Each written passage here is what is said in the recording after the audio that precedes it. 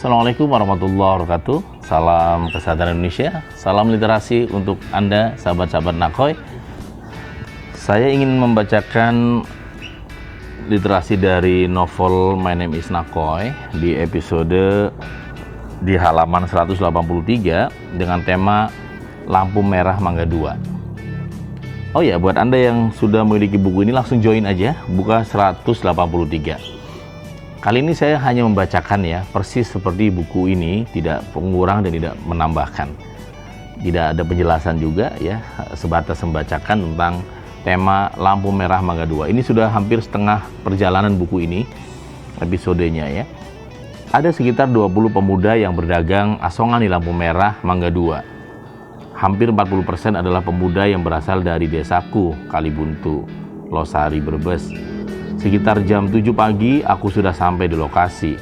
Namanya Pak Mansur, penjual minuman seperti aqua dan minuman lainnya seperti teh botol dan lain-lain. Lokasinya sendiri gak jauh dari lampu merah. Kang Ayat membawaku sebelum menarik ojek di Ancol. Assalamualaikum Pak Mansur, ini adik saya mau ikut jualan aqua di lampu merah. Mohon doanya biar jadi mahasiswa dan sukses, kata Kang Ayat mengawali obrolan.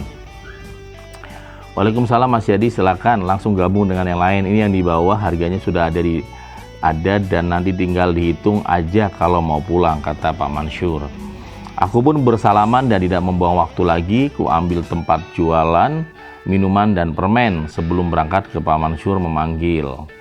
Nang, kok nggak jual rokok? Bawa aja, mungkin ada yang mau beli, katanya. Maaf Pak Mansur, saya nggak mau menjual rokok. Saya menjual yang tidak ada resikonya aja, kataku. Oh, kalau begitu ya udah. Lanjut, moga laris ya, katanya. Aku segera menuju jembatan Mangga 2 yang sedang macet karena lampu merah.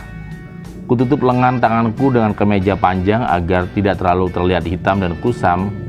Aku gunakan topi milik Kang Ayat agar wajahku tidak terkena panas secara langsung. Awalnya aku ketakutan. Awalnya aku takutkan menjual minuman dingin di lampu merah bukan tolakan dan hinaan, namun kulitku akan semakin hitam. Namun akhirnya aku ikhlaskan saja dengan berkata, ya wis, saya ikhlas saja ya Allah, saya ikhlas ya ada di sini. Aqua, teh botol yang haus. Aku menawarkan minuman pada mereka yang sedang terjebak macet. Dari pagi sampai siang aku sudah mengumpulkan uang 70.000. Aku hanya berhenti jualan ketika pas makan siang dan sholat zuhur. Bagiku, sehat adalah hal penting untuk mencapai kesuksesan kelak. Dalam hatiku, aku harus mengumpulkan uang minimal 300.000 untuk biaya pendaftaran kuliah. Seorang pedagang asongan juga sepertiku dari Tegal ikut semangat dalam menjual dagangannya, lalu saling berkenalan. Asli wong endi Mas, katanya. Brebes Cirebon, tempatku Losari, kataku. Wis pada bae, saya jadi Tegal, katanya. Sampean siapa namanya gitu. Nanang gitu. Oh, kalau sampean siapa namanya, kataku padanya. Umar, panggil aja Umar, sing Tegal, katanya. Aku dan Umar saling menyemangati diri, bahkan saling berlomba siapa yang mendapatkan terbanyak. Boleh dibijat oleh yang kalah. Tepat jam 6 sore aku menutupkan daganganku, kuhitung uang yang dikumpulkan. Ente dapat berapa Mar? Kataku kepada Umar. 50.000 hari ini. Kalau ente, alhamdulillah 90.000, kataku. Aku pun menyetorkan uang hasil berdagang ke Pak Mansur, lalu aku mendapatkan bagianku. Ya, seperti persentase hasil kerja kerasku hari ini adalah 30%. Aku mendapatkan 30% dari apa yang aku jual hari ini. Rasanya aku semakin bersemangat dalam bekerja. Apapun pekerjaannya, selama itu halal dan bisa mengantarkan ke kuliah, aku lakukan. Sampai di kontrakan, ternyata Kang Ayat sudah lebih dulu sampai di sana. Kang Ayat sendiri sangat suka merokok, sehingga kadang-kadang kamar penuh dengan asap rokok. Assalamualaikum Kang, kataku. Waalaikumsalam, baru sampai ya? Kang Ayat juga belum lama, pas habis sholat maghrib, katanya. Bagaimana dagang Nang hari ini? Kang Ayat menambahkan. Aku hanya terdiam dan berkata, alhamdulillah Kang, malam ini saya traktir makan Kang. Aku bertanya kepadanya. Mumpung dapat uang 30.000 dari dagang seharian hari ini Kang. Gak usah, simpan aja Nang, biar sampai 300.000 aja. Enakan ojek atau dagang Nang, katanya. Sama-sama enak Kang, yang penting jalani aja, apalagi kalau hanya batu lompatan untuk kuliah Kang. Kang Ayat yakin ente akan sukses jadi orang hebat Nang, katanya. Mohon dan selalu Kang, kataku kepada Kang Ayat. Malam itu banyak cerita kesana kemari sebelum tidur, lalu aku pun tertidur pulas, terlelap dalam mimpi yang indah. Keesokan harinya aku melakukan pekerjaan seperti biasa. Aku mulai mengenal banyak karakter orang di lampu merah. Sebisa mungkin aku menyapa dan baik kepadanya. Aku melihat langsung bagaimana sulitnya hidup di Jakarta. Tanpa terasa pekerjaanku sudah hampir 1 bulan. Kulitku pun tampak lebih hitam karena tariknya matahari bersamaku sepanjang hari. Aku tahu bahwa pendaftaran kuliahku sudah mulai karena informasi dari Kang Ali ketika memberitahu di kampung sebelum aku berangkat. Aku segera bertanya kepada beberapa teman yang aku kenal. Rata-rata adalah pedagang aqua di lampu merah sepertiku. Yang pertama aku adalah tanya Pak Mansur. Kutemui dirinya di kedai rokok miliknya. Assalamualaikum Pak Mansur, saya mau tanya, kalau kampus YIN itu Ciputat di mana ya Pak? Kataku. Pak Mansur mengerutkan jidatnya sambil sesekali asap rokoknya tercium kepadaku, lalu ia pun berkata, Ciputat? Namanya aja baru denger Nang. Mungkin kamu tanya kepada Mang Akbar, dia punya saudari di Kebayoran. Mang Akbar narik beca, dia kan sering mampir. Kalau sore kesini, sekarang kamu jualan dulu deh. Nanti pas Mang Akbar datang, saya panggil ya, katanya. Aku pun langsung bekerja menawarkan minuman di lampu merah. Tampak keringat mulai berkucuran ketika jam mulai 11 siang. Sekali kulihat jam di tangan untuk memastikan akan bertemu dengan Mang Mansur. Mang Akbar, tiba-tiba Pak Mansur manggilku, Nang, ini Mang Akbar sudah datang kemari sebentar Nang. Iya Pak, kataku. Aku segera berlari menuju pangkalan rokok yang langsung menyalami Mang Akbar. Ternyata Mang Akbar itu sudah tahu apa yang aku maksudkan.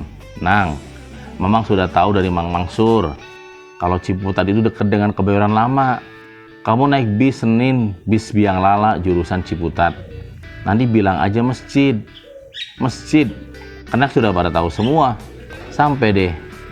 Mamang hanya sebatas mendoakan saja ya Nang. Semoga kuliah kamu sukses dan bisa membagikan keluarga nanti, kata Mang Akbar. Aku bersyukur dan berkata, Alhamdulillah Mang, akhirnya ketemu juga Ciputat, kataku. Maaf Nang, Mamang mau tanya, apa bapak kamu gak ikut pendaftaran anaknya? Pengennya ikut Mang, hanya saja ngurus sawah dan adik kecil di rumah, kataku. Aku segera mengembalikan semua dagangan kepada Pak Mansur dan memutuskan untuk ketemu dengan Kang Ali di Ancol. Aku memberitahu semua yang terjadi dan apa rencana yang akan aku lakukan. Kang Ali, besok insya Allah ke Ciputat, kataku. Apa sudah siap semuanya Nang? Insya Allah Kang. Kalau memang jalan dan takdirnya, saya pasti mengikuti takdir itu Kang. Berapa uang yang sudah dikumpulkan sekarang Nang? Katanya. Saya hitung semalam sudah 500.000 Kang. Ditambah hasil hari ini insya Allah cukup untuk saat bayar semester, kataku. Wajah Kang Ayat tampak sedih. Tiba-tiba Kang Ayat meneteskan air mata lalu berkata,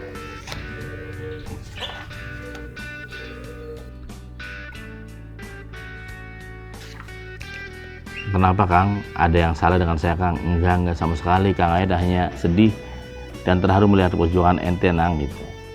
Kang Ayat tahu bagaimana Mang Supian, bapak ente orang yang bekerja keras demi anaknya sukses. Sekarang ente sudah berhasil mengumpulkan dana untuk kuliah. Padahal ente datang sebulan yang lalu hanya membawa Rp65.000.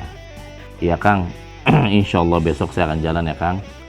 Sore itu aku dan Kang Ayat banyak menghabiskan waktu berdua menikmati angin sepoi di Ancol. Aku ikut main catur bersama teman-teman tukang ojek di dalam Ancol tersebut. Kang Ayat tahu bahwa esok adalah tahap perjalanan hidupku yang berbeda yang belum pernah aku dan Kang Ayat alami. Nang, bahkan selama Kang Ayat di Jakarta, Kang Ayat hanya tahunya kota dan Jayakarta, Glodok dan sekitarnya. Kalau Ciputat sama sekali belum pernah, katanya. Ente bersyukur sudah punya modal untuk semua sukses ya. Karena modal terbesar untuk maju bukan lagi uang semata-mata Nang, tapi impian yang kuat, tekad yang penuh semangat, ente miliki itu semua, katanya. Ya Kang, akhirnya saya bisa menuju ke kampus. Satu hal yang saya minta dari Kang Ayat, kalau ketemu dengan orang-orang di kampung nanti, tolong jangan bilang bahwa saya sedang kuliah Kang. Kenapa Nang? Emang kuliah hina, kata Kang Ayat. Nggak ada apa-apa Kang. Hanya saja ingin emak dan bapak Tidak dihina lagi Kang oleh tetangga, apalagi mendengar saya mau kuliah. Nah terus bilangnya apa Nang? Kerja di pabrik Kang, atau kerja di Ancol ngojek. Tapi ini kan adalah hak ente dan keluarga, hal kebahagiaan ente katanya. Aku terdiam sejenak dan merasakan suasana batin yang gelisah, lalu berkata, aku diam sejenak. Ya, terkadang kita harus menahan impian kita untuk melihat orang lain bahagia Kang. Itulah yang saya lakukan saat ini, kataku.